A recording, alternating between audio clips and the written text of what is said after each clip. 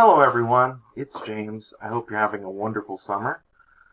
I just decided to make a quick no-frills video about how to transfer over files from the departmental master course into your master course, or your regular course, whichever one. The instructions are the same. So first of all, I'm just here on the current courses tab. Of course, yours will vary a little bit depending on if you're teaching courses this summer or not. Now, you should have 2 departmental master courses that you're a part of. You do not want to make any changes to these courses because it's for everybody.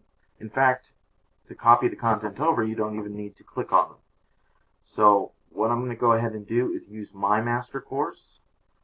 Now, if you've done the Ultra training, you should have been given a form to fill out so that you could have a master course for each class that you teach. So one for federal government and one for Texas government if you teach both. So I'm just going to use federal government for this example. Clicking on it. Okay, and as you can see, I don't want to be confusing, but this is, I already did the copy process before I decided to make this video. But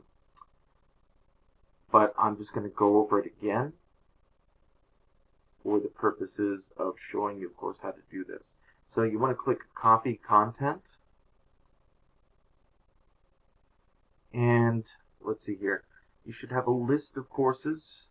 They're most likely going to be your courses.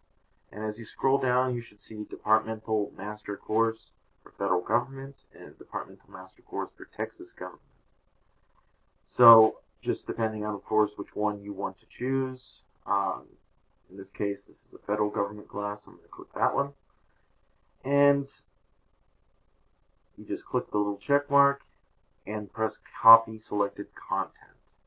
I'm not going to actually do it because then I would have duplicates, and that's kind of a pain in the neck. But that's really the only next step.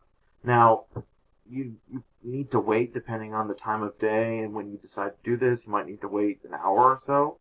Usually it's much shorter than that, but I've ran into problems before where everybody's trying to copy the course at the same time, and then you get put in a line. So don't worry if it doesn't pop up immediately, but you'll receive an email when the process is complete.